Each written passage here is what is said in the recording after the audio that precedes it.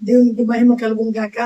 అందరికీ ప్రైజ్ లాగండి. ఉదయకాలాన్ని బట్టి ఉదయకాలం మనం అందరం మరలా దేవుని యొక్క మహాకృపలో కలుస్తున్నందుకు దేవుడు మన పట్ల చూపిన మహాప్రేమను బట్టి, కృపను బట్టి, ఆయన యొక్క దయని బట్టి దేవాది దేవునికి మహిమ ఘనత ప్రభావం కలుగును గాక. అందరూ బాగున్నారు. అందుని బట్టి దేవునికి మహిమ కలుగును గాక. చూడండి, మనము ఈ దినము వాక్యాన్ని ధ్యానించుకున్నాము. వాక్యంలో ఉండేటువంటి ఆ యొక్క శక్తిని అనుదినం మనం పొందుకుంటున్నాం. వీటి వల్ల విశ్వాసం వస్తుంది. ఎల్లప్పుడూ మనం పాజిటివ్ మైండ్ని కలిగినప్పుడు మన సమస్తాన్ని మనము జయించగలము. కాబట్టి అనుదినము మనం ఒక విషయాన్ని రీచ్ అవ్వాలంటే మనం ఏం కలిగిందంటే మన యొక్క వైఖరి అంటే మన యాక్టివిటీ ఎలా ఉండాలంటే దేవునికి మహిమార్థకరంగా ఆయన చెప్పిన ప్రకారం. అంటే మన దేవుడు పాజిటివ్ సంబంధించిన దేవుడు. ఆయన చట్టం కూడా చాలా బాగుంటుంది. ఆయన ధర్మశాస్త్రము కొంత ఆచరించే వాళ్ళకు, దేవుని యందు భయభక్తులు కలిగి ఆచరించే వాళ్ళకు ధర్మశాస్త్రము అది చాలా ఆనందకరము, చాలా సులభకరంగా ఉంటుంది. ఆ ధర్మశాస్త్రంలో ఉండేటువంటి మర్మాలు ఎవరైతే కావాలని అనుగ్రహించబడినవి ఎవరైతే పొందుకుంటారో వాళ్ళు గొప్ప ఆనందాన్ని పొందుకుంటారు. వాటిలో ఉండేటువంటి మాటలు కొంతమంది అసలు అర్థం చేసుకోవటం లేదు. ధర్మశాస్త్రం చాలా సులువైంది. ఆ సులువైన దాన్ని ఏం చేస్తున్నారంటే అది లోకస్తులుగా జీవించేటువంటి సమయంలో అది వాళ్ళకి భారముగా, అదొక భయముతో ఆ మాటలు వినాలంటేనే చాలా కష్టపడిపోతుంటారు. అయితే దేవుడు చాలా క్లియర్ కట్ గా మనకు అనుదినం మాట్లాడుతున్నాడు. చూడండి, రోమాపత్రిక ఇక 13వ అధ్యాయము 8వ వచనం నుంచి 14వ వచనం వరకు కొన్ని మాటలు చెప్పబడుతున్నాయి. ఆ మాటలో ఉండేటువంటి మర్మం ఏంటంటే, అక్కడ చూడండి, ఏదైనా ఈ లోకంలో మనం జీవించే సమయంలో ఏదైనా మనము కలిగి ఉండాలంటే, అంటే వేరే వాళ్ళది ఎవరిది ఏది మనం అచ్చి ఉండకూడదు. ఒక ప్రేమ తప్పనుచ్చి మరి ఇతర విషయాల్లో మనం ఏది అచ్చి ఉండకుండా మనం జీవించాలి. అంటే ఎవరిది మనం ఆశ పడకూడదు, ఎవరి మీద మనం ఆశ పెట్టుకోకూడదు. అందరితో మనం ప్రేమ కలిగి ఉండాలా, అందరి కొరకు మనం ప్రార్థించే వాళ్ళని ఉండాలా, పొరుగు వాడిని ఏది కూడా ఆశించకూడదు. ధర్మశాస్త్రం చెప్పేటువంటి విధం ఏంటంటే పొరుగు వాడిని ఏది కూడా ఆశపడదు. నీ ఆశ ఏదైనా ఉంటే దేవుని మీద పెట్టుకో, దేవుడిని ఆశలు తీర్చగలడు. పొరుగు వాడిని కావాలని, పొరుగు వాడిని దొంగిలించాలని ఈ ఆ మనసును కలిగి ఉండవద్దు అని దేవుడు మనతో మాట్లాడుతుంది. నరహత్య చేయవద్దు. ధర్మశాస్త్రానికి విరుద్ధమైన పనులు ఇవన్నీ. ధర్మశాస్త్రానికి అంటే ధర్మశాస్త్రానికి మనం లోబడి జీవించే జీవితము ఒక ప్రేమలో మనము ఏముంటామంటే ఆ ప్రేమ విలువను మనం వ్యక్తికి కూడా ఎవరికి మనం ఖరీదులు కట్టించలేము. అంటే సంపూర్ణమైన ప్రేమ, స్వచ్ఛమైన ప్రేమలో అచ్చి ఉండండి. ఈ ప్రేమ తప్పనిచ్చి ఇంకా మరి ఈ లోక సంబంధమైన ఏ విషయంలో కూడా మీరు అచ్చి ఉండకూడదు అని ధర్మశాస్త్రం క్లియర్ గా చెప్తుంది. కాబట్టి మనము ఈ లోకంలో బ్రతికే సమయంలో మనము కొంతమందికి ఎలాంటి ఆశలు ఉంటాయంటే, ఒకవేళ అంగడికి వెళ్ళినప్పుడు 100 గ్రాములు అంటే 1 కేజీ వస్తువులు కొన్నప్పుడు ఒక 50 గ్రాములు కూడా కాదండి, ఒక 20 గ్రాముల వస్తువు ఎక్కువ వచ్చేస్తే అది చాలా ఆనందపడిపోతారు, సంబరపడిపోతారు. అది చాలా రాంగ్. వాళ్ళు మనకు అది ఇచ్చినా అది ఒక భారంగానే ఉంటుంది. ఏంటంటే మనకి ఎంత రావాలో అంత మనం తీసుకున్నప్పుడు దాని ఆనందానికి అవధులు ఉండవు. ఒకవేళ వాళ్ళు ఎక్కువ ఇచ్చినప్పుడు అది మనకు ఒక భారంగా ఉంటుంది. ఆ భారాన్ని ఎలా మనము తొలగించుకోవాలా అనేటువంటి విషయంలో ఎల్లప్పుడూ మనము ఆ యొక్క వైఖరిని మనం కలిగి ఉండాలా. ఇచ్చేశారు, దోచుకున్నాము అనే మనసును మనం కలిగి ఉండకూడదు. మనం అందుకే మనము ఒకవేళ ఎవరి దగ్గర తీసుకున్నప్పుడు మనం ఇవ్వలేని పరిస్థితి రావచ్చు. అలాంటప్పుడు అది మనకు ఒక భారంగా ఉంటుంది. కాబట్టి ఒక లేఖనం చెప్తుంది కొరింథీయులకు రాసిన పత్రికలో, పుచ్చుకున్నటి కంటే ఇచ్చటం మేలు. అంటే పుచ్చుకోవటం అంటే వేరే వాళ్ళ దగ్గర మనం పుచ్చుకునే దానికన్నా ఇచ్చేది చాలా మేలంట. కాబట్టి ఇచ్చే గుణాన్ని మనం కలిగి ఉండాలి కానివ్వండి, పుచ్చుకునే గుణాన్ని మనం కలిగి ఉండకూడదని లేఖనం చెప్తుంది. అప్పుడు మనకు భారం ఉండదు. అట్లా అని చెప్పి వాళ్ళకి మనం భారం పెడుతున్నాం అంటే అది భారం కాదు, అది మన ప్రేమతో చేస్తాం. అందుకే ప్రేమలో మీరు అచ్చి ఉండొచ్చు కానివ్వండి, ఈ లోక సంబంధమైన విషయాలు మీరు అచ్చి ఉండకూడదు అని లేఖనం చెప్తున్నాను. కాబట్టి ఎవరైతే ఈ ప్రేమలో మనము అంటే నిష్కపటమైనటువంటి ప్రేమ, స్వార్థమైన ప్రేమ కాదు. నువ్వు ఏదైనా ఇస్తే నేను ఇస్తాను, రేపటి దినం నువ్వు నాకు ఫ్యూచర్ లో ఇలా యూజ్ అవుతావు కాబట్టి ఈ రోజు నేను ఇలా నీకు యూజ్ అవ్వాలా అనేటువంటి సమీకరణలు మనం కలిగి ఉండకూడదు. మనకు కావాల్సినవన్నీ మనం ఈ లోకంలో ఉన్నంత వరకు ఇచ్చేవాడు మన దేవుడు. మనం ఇంకా చేతనైతే మనుషులందరికి ఇచ్చేవారంగా మనం ఉన్నాం కానివ్వండి, వాళ్ళ వల్ల మనకి ఏంటంట, వాళ్ళు ఏమి ఇస్తారంట, వాళ్ళ దగ్గర మనం ఏం తీసుకోవాలా, వాళ్ళు మనకి ఏమి ఇస్తారు అనేటువంటి ఆలోచనలో ఆ ధోరణి మనం కలిగి ఉండకూడదు. దేవుని పిల్లలు ఏం కలిగి ఉండాలంటే దేవుడి ద్వారా కృపను పొందుకోవాలి, లేని వారికి ఇచ్చేవారంగా ఉండాలి, సమిష్టి అయినటువంటి జీవితాన్ని మనం కలిగి ఉండాలి. అదే ధర్మశాస్త్రాన్ని నెరవేర్చుట. పొరుగు వాణిని మనం ప్రేమించడం అంటే ఈ పనులు మనం ఎప్పుడైతే చేస్తామో అప్పుడు ధర్మశాస్త్రాన్ని మనము కంప్లీట్ గా నెరవేర్చే వారుగా ఉంటాం. అంటే ధర్మశాస్త్రం అంటే ఏదో కొత్త పదం కాదు. ధర్మశాస్త్రం అంటే దేవుడు ఇచ్చినటువంటి చట్టం, దేవుడి పెట్టినటువంటి రాజ్యాంగం. అది దేవుని రాజ్యాంగం. దాన్ని ఎవ్వరు కూడా ఏం చేయకూడదు, ఆ ఇష్టం వచ్చినట్టు అంటే లేనివి పోనివి అన్నిటివి వాళ్ళకి ఇష్టమైనవి కలపకూడదు. వాటిలో ధర్మశాస్త్రం క్లియర్ కట్ గా ఉంది కాబట్టి ఆ ధర్మశాస్త్రానికి మనం లోబడాలి.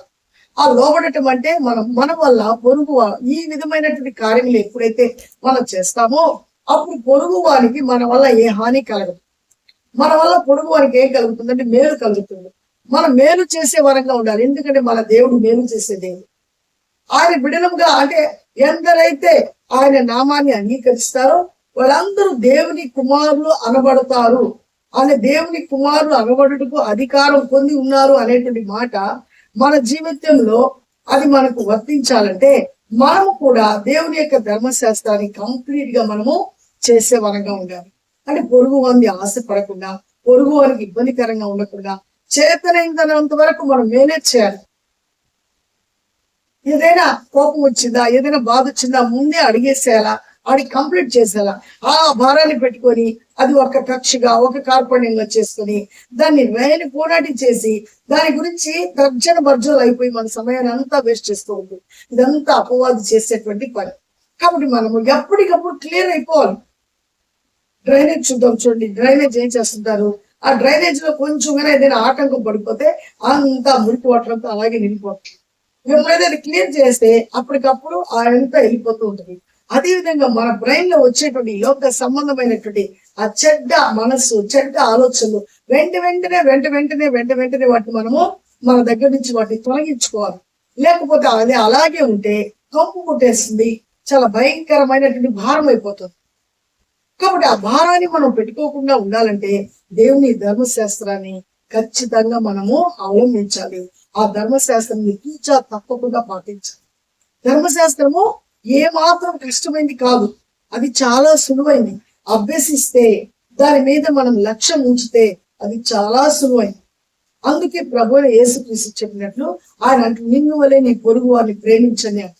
నిన్ను వలె నీ పొరుగు వారిని ఎవరైతే ప్రేమిస్తారో ధర్మశాస్త్రం మొత్తం దాంట్లోనే ఉంది.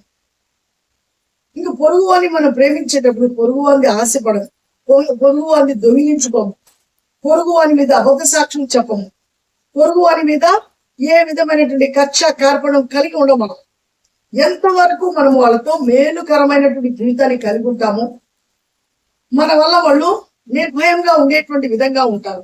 అంతే అమ్మో వాళ్ళు వస్తున్నారా, వాళ్ళ వల్ల ఈ కీడు మనకు రాబోతుంది, వాళ్ళ వల్ల మనకి ఇలాంటి బాధ రాబోతుంది అని మనల్ని చూసి భయక్రాంతులు కాకూడదు.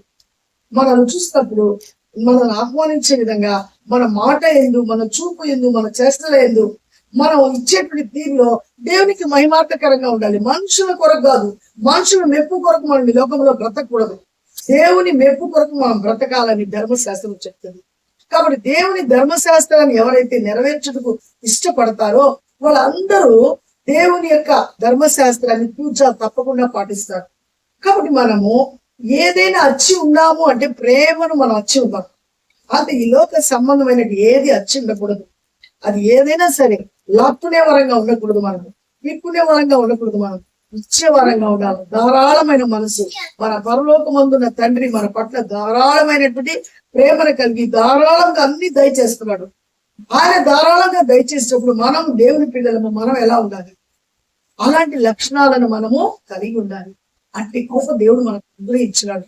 కాబట్టి ఇంటి కృపను మనము నిత్యము అవలంబిస్తూ అభ్యసిస్తూ ఆయనకు మహిమార్థకరంగా జీవించేటువంటి వారంగా మనం ఉండాలని ప్రార్థిస్తున్నాము. దేవుడి దిన ఉదయకాలం మనకి ఇచ్చినటువంటి ఈ అమూల్యమైన మాటలు దేవుడు మన వినికిల్లో దీవించు. ఆమె మహాగణుడు జీవం కలిగిన దేవా, జీవాధిపతి స్తోత్రం నాయన. ఈ మహాకృపలో అద్భుతమైన ప్రేమలు ఈ దినం నాయన రోమాపత్రిక 13వ అధ్యాయం 8వ వచనం నుంచి 14వ వచనం వరకు చక్కగా మాట్లాడారు. ఇదిగో తండ్రి ప్రభా, ఈ లోకంలో మేము ఏదైనా వచ్చి ఉండాలంటే ఒక ప్రేమలో మాత్రమేనని, ఇంకా ఏడే విషయాలు దేంట్లో మేము వచ్చి ఉండకూడదని, ఈ ఇతరులకు మేము భారంగా ఉండకూడదని, పొరుగు వారిని మేము ప్రేమించే వారంగా ఉండాలని మాతో మీరు మాట్లాడారు. ఈ లక్షణాలు ఎప్పుడైతే మేము కలిగి ఉంటామో ధర్మశాస్త్రాన్ని సంపూర్ణంగా మేము అవలంబించిన వారంగా ఉంటాము, దాన్ని సంపూర్తి చేసిన వారంగా ఉంటామని మీరు మాతో మాట్లాడినందుకు మీకు వందనాలు, స్తోత్రాలు. అవునయ్యా, ఎల్లప్పుడూ నైనా మీ మాటలు మేము జ్ఞప్తికి తెచ్చుకోబోయి మీరు చెప్పినటువంటి నిబంధనలో మేము జీవిస్తూ మీకు మహిమార్థకరంగా ఉండేటువంటి మనస్సును అందరికీ అనుగ్రహించండి. మీ ధర్మశాస్త్రములైనా అది ఎంతో మా యొక్క జీవితాలకు అమూల్యమైనది, ఎంతో కృప కలిగింది ప్రభా. అది మేము ఆచరించే వారంగా అనుదినము వాటిలో ఉండేటువంటి మాటలు ప్రభా మా హృదయంలో ఎల్లప్పుడూ ఉంచుకొని ప్రభా అనేకులకు ఆశీర్వాదకరంగా మేము మారుడుకునైనా మీ కృపను మా పట్ల ఉంచమని బ్రతిమాలుకుంటున్నాం నాయన. ఈ ఉదయకాలం నాయన ఎవరైతే వీడియో చూస్తున్నారో ఏ కుటుంబంలో ఏ బలహీనతలు ఉన్నాయో జ్ఞాపకం చేస్తున్నాయినా నిజముగా మొరపెట్టి వారికి మీరు నాయన ఉత్తరం ఇచ్చే దేవుడు, వాళ్ళ అవసరతలు అక్కడ తీర్చేది మహాదేవుడు నాయన. ఒకసారి జ్ఞాపకం చేసుకుని ప్రతి బిడ్డను ప్రతి పరిస్థితిని మీరు నాయన సరిచేసి ప్రతి ఒక్కరూ మీ మీద ఆధారపడుతూ ఈ లోకంలో ఎవరి మీద ఆధారపడకుండా అనుదినం ధారాళంగా మా కొరకు అన్ని అనుగ్రహిస్తున్నటువంటి మీ మీద మేము ఆధారపడి ఆ యొక్క సంతోషము సమాధానాన్ని పొందుకునేటువంటి ఆ అద్వితీయ జ్ఞానం మేము అందరం పొందుకునేటువంటి కృపను అనుగ్రహించమని, అవసరతలు అక్కలు మీరు తీరుస్తున్నారని, మీ నీతిని మీ రాజ్యాన్ని వెతికే స్థితిలో ఎల్లప్పుడూ మేము నిమగ్నం అగుటకు ఏ మాత్రము నాయన నెగిటివ్ మైండ్ అనేది మా దగ్గర రాకుండా ఎల్లప్పుడూ పాజిటివ్ మైండ్ కలిగి మా దేవుడు చేయగలడు, మా ద్వారా జయించగలడు అనేటువంటి ఆ గొప్ప విశ్వాసం దినదినం మేము అభివృద్ధి చేసుకుని ముందుకు కొనసాగే మహాకృపను దయచేయమని, ఇదిగో వీడియో చూస్తున్నటువంటి ప్రతి బిడ్డను, ప్రతి కుటుంబాన్ని, ప్రతి జీవితాన్ని సమృద్ధిగా ఆస్వాదించి గొప్ప చేసి మీరే మహిమపరచబడమని, మరలా మీ చిత్తమైతే నాయన మేమందరము కలుసుకొని మీ నామాన్ని మహిమపరచడం కృపను అనుగ్రహించగలరు. యేసయ్య పరిశుద్ధ నామంలో అడిగి ప్రతి వాళ్ళు వేడుకుంటున్నాం పరమ తండ్రి, ఆమేన్. అందరికీ ప్రైజ్ లాడండి. దేవుడు మనకు తోడే ఉండేది గాక. అనుదినము ఆయన ఎందు మనం ఆనందిద్దాము, ఆయన ధర్మశాస్త్రాన్ని నెరవేరుతాము. ఆయన ధర్మశాస్త్రము నిన్ను వల్ల నీ పొరుగు అని ప్రేమించమంటుంది కాబట్టి ఎల్లప్పుడూ ఆ ప్రేమలో మనం వచ్చి ఉన్నాం కండి. లోక సంబంధమైనటి నువ్వేం ఇస్తావు నేనేం తీసుకోవాలా అనేటువంటి మనసును మనం ఎప్పటికీ కలిగి ఉండకుండా ఆయన నామానికి మహిమార్థకరంగా జీవిస్తాము. అట్టి కృప దేవుడు మన అందరికి అనుగ్రహించుగాక. షేర్ చేయండి, లైక్ చేయండి, సబ్స్క్రైబ్ చేయండి. మన ఛానల్ ని అనేకులకు తెలియజేసి దేవుడి రాజ్యం కట్టితే మనం అందరం ప్రోత్సహించబడదాము. మనం ప్రతి ఒక్కరు పురుగొల్పుతాము. మరలా దేవుని చిత్తమైతే కలుస్తున్నాము. దేవునికి మహిమ కలుగును గాక. అందరికీ ప్రైజ్ లార్డ్. షాలోమ్.